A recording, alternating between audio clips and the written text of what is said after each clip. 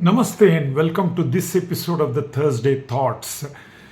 4th May, that is last Monday, the counting of votes polled during the elections for the four states that went for elections, along with the lone Union Territory of Puducherry, was taken up, and today is Friday evening, and now only the good news is trickling in that the controversial result or the hung assembly result appearing to be hung, let me say that, in Tamil Nadu has slowly been resolved. Looks like hopefully we'll see the government formation in both the states of West Bengal and Tamil Nadu. Of course, there is clear-cut verdict in the elections of Assam and Kerala and Puducherry. So I am not going to discuss how the exit poll, the cephalologists or the experts of exit polls were found biting dust yet again. So it appears to me that the signs of the exit poll as it stands now or right today appears to me totally at fault, or it cannot give the correct results.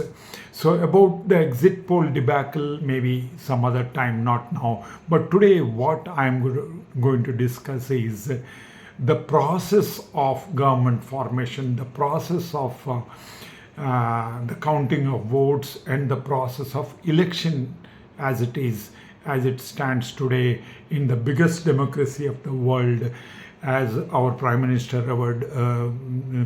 Modi ji, has told, the mother of democracy, but it appears it has faltered. I will just list out my points. They are my personal points. To request you to kindly have a look at it and just think it over. In case, there can be any suggestion to improve the process of electioneering, elections, the process of counting votes, etc., etc. My first point: what happened in West Bengal for the last 3 tenures of the TMC government or the government of Mamata Banerjee, leaves much to be desired. Everybody on camera or on vlogs, experts, anchors of TV channels, everybody was shouting at the peak of his or her voice. The last 2 times the elections were rigged by the TMC government. My point is, why at all the disposition like the central government or the election commission permits such things to happen, or permits the parties in power who are misusing or indulging in atrocities. They should not give permission to such parties to fight elections. The right to fight elections, if you are indulging anything like Sandesh Khali, anything like RG Kar, should be totally withdrawn from that particular party and that particular leader, so that they don't indulge in such things. My point is, you cannot wait till another 5 years are over, then start telling 5 years back such things happened. The party in power indulged in all atrocities against women, all atrocities against the poor people, the Basti Wale and all that. So this has to be set right then and there. For that, I request, my thinking is, maybe there can be, during the tenure itself, after happening of such incidents, why can't an all-party, all states investigating team, in addition to CBI or whatever happens, the state governments with their maybe political leaders, maybe apolitical leaders, or maybe the bureaucrats should try to find out the fact finding mission and try to set right and tell the government that you have to do this. I mean, you just cannot allow the party in power to do whatever they feel like. And after 5 years, the people have suffered, the democracy has suffered. I can't call it a mother of democracy if such things have happened in 2016 or 2021. And you are telling me now in 2026, why at all it was allowed, why at all such a party was allowed to fight elections. And I mean, the things like that. I may sound utopian, but there has to be a solution. Unless that happens, democracy is not going to thrive. It will be a mockery of democracy. That's what has happened during this election. And the second point is what happened in Tamil Nadu. See, before the elections, the Congress and DMK fought the elections together. And immediately after the results are out, a new debutant, Vijay, with his TVK, scores a century, wins more than 107 seats, and suddenly Congress declares, I want to support with my 5 MLAs. I mean, the same party Prime Minister Rajiv Gandhi, if I remember correctly, had brought in the anti-defection law, or whoever it is, but you cannot break it so easily at your will. So there has to be some checks and balances in the election process, so that you cannot break away from a coalition and just join some other party which has won the maximum number of seats.